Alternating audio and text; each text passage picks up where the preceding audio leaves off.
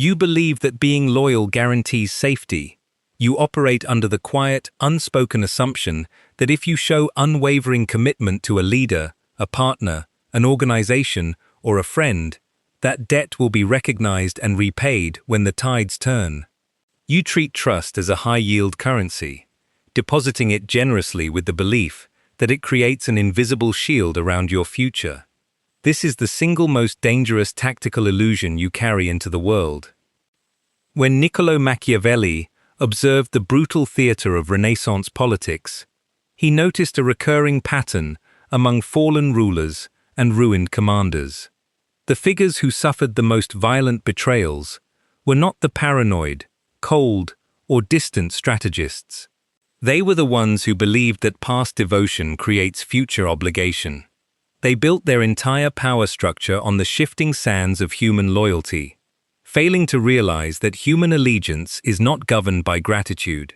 It is governed entirely by interest, necessity, and changing circumstances.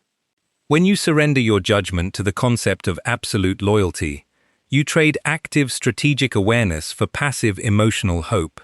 You assume that because you were faithful yesterday, you are valued today. But the moment your utility expires, or a more lucrative path presents itself, that emotional equity vanishes instantly. The world does not reward the faithful, it leverages them. Principle 1. The illusion of emotional debt. You must accept a fundamental reality about human nature. People do not act based on what you have done for them in the past. They act based on what they need from you in the future. The moment you rely on gratitude to secure someone's allegiance, you have lost control of the relationship. Gratitude is a temporary emotional state, while self-interest is an enduring, permanent law of behavior. Machiavelli observed that men will forgive the death of their father sooner than the loss of their inheritance.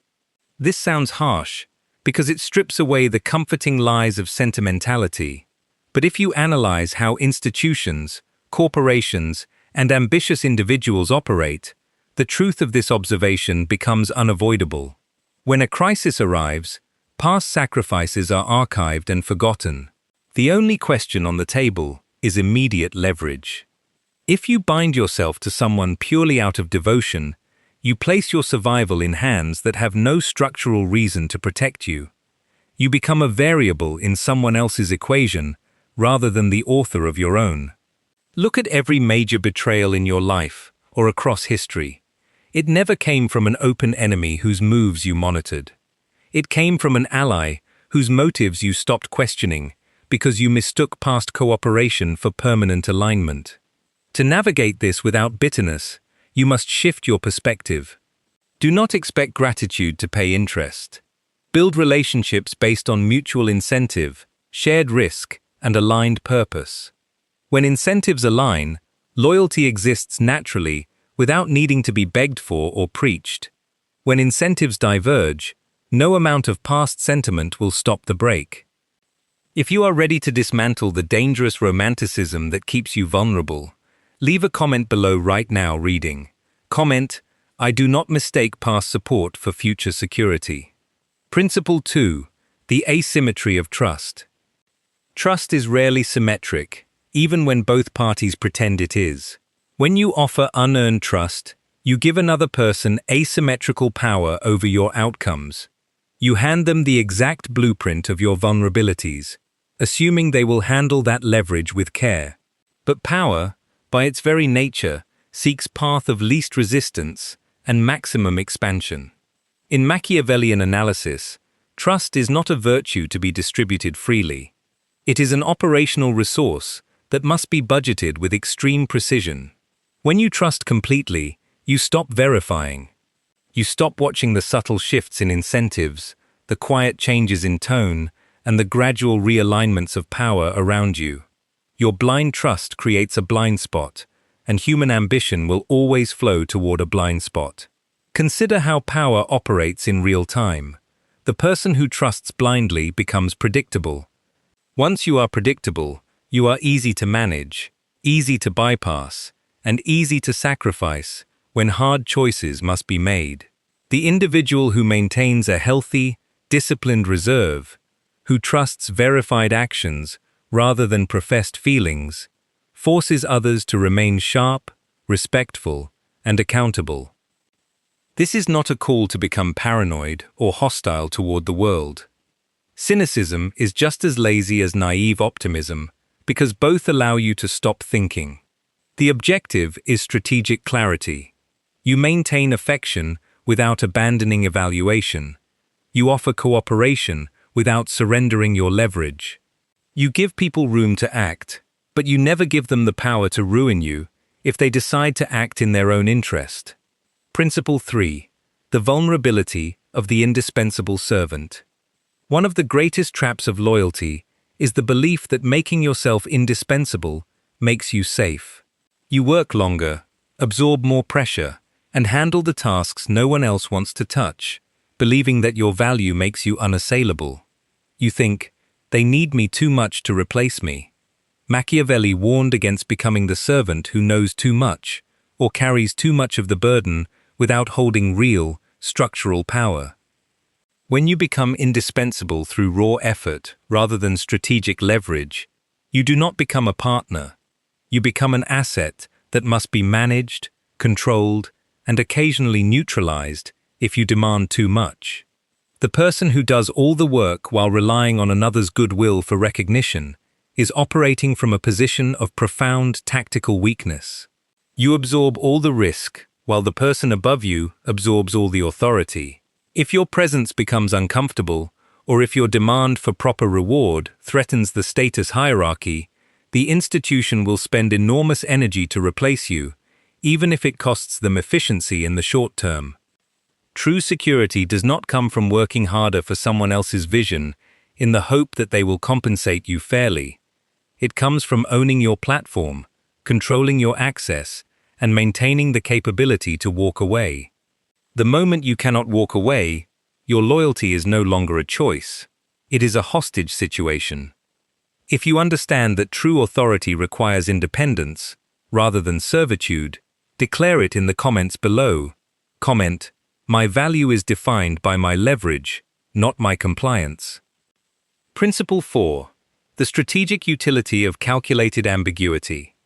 When you declare absolute loyalty to a person, an ideology, or an institution, you eliminate your own maneuvering room.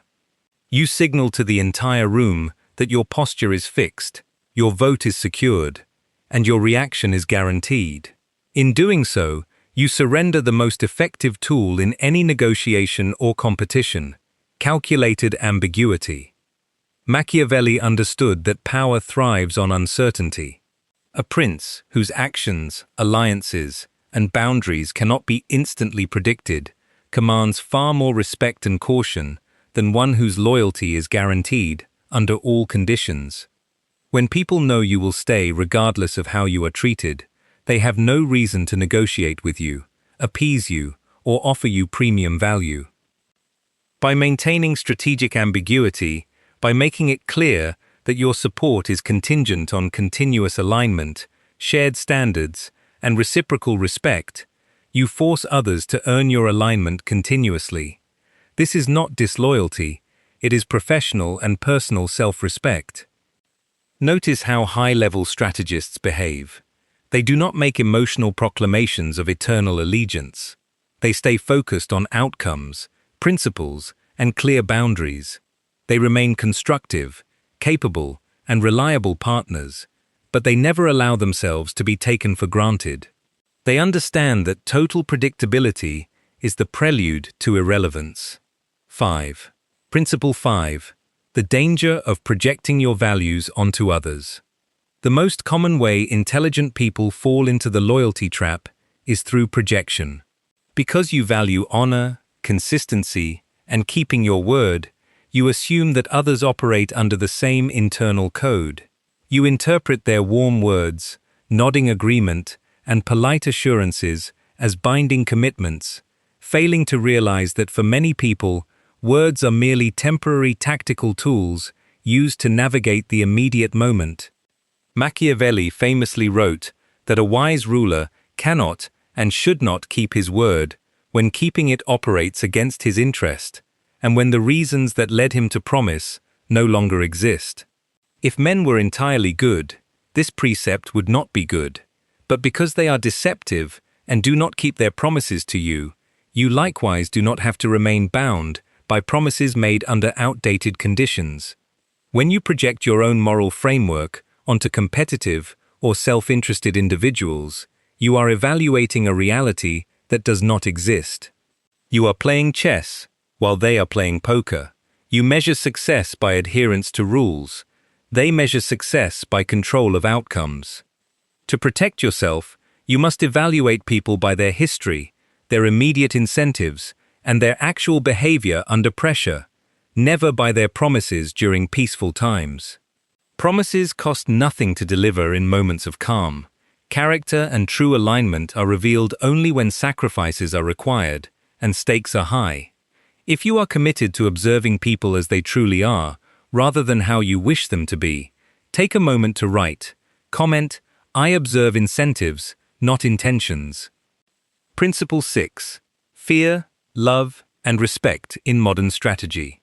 In one of the most widely quoted passages of Machiavellian philosophy, the question is posed whether it is better to be loved or feared. Machiavelli's answer is clear. While one would desire to be both, it is far safer to be feared than loved if you must choose between the two, because love is preserved by a link of obligation, which, owing to the baseness of men, is broken at every opportunity for their advantage. But fear preserves you by a dread of punishment which never fails. In a modern context, fear does not mean tyranny, cruelty, or physical intimidation. In personal and professional strategy, fear translates directly to consequences. It means that people know there is a clear, definitive cost to crossing your boundaries, breaking agreements, or taking advantage of your goodwill. If people only love or like you, but perceive no consequence to mistreating you, their fondness will not stop them from stepping over you when convenient. Affection without boundaries breeds disrespect.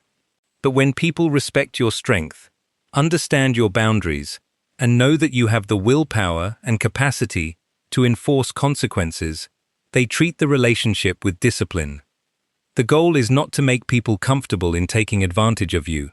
The goal is to cultivate a level of competence, autonomy, and strategic weight that commands natural respect. When respect forms the foundation of a relationship, loyalty becomes a mutual byproduct rather than a one-sided sacrifice. Principle 7. The art of controlled detachment. To master strategy, you must cultivate the discipline of controlled detachment. This means participating fully in your endeavors, giving your best effort, and building strong working relationships, while maintaining an internal core that remains completely sovereign and unattached to any single outcome or alliance. When you are excessively attached to an institution, a title, or a specific mentor, your vision becomes clouded by fear of loss. You hesitate to point out fatal flaws in a strategy because you fear displeasing the leader. You absorb unfair treatment because you dread the friction of standing up for yourself. Emotional overinvestment destroys strategic clarity.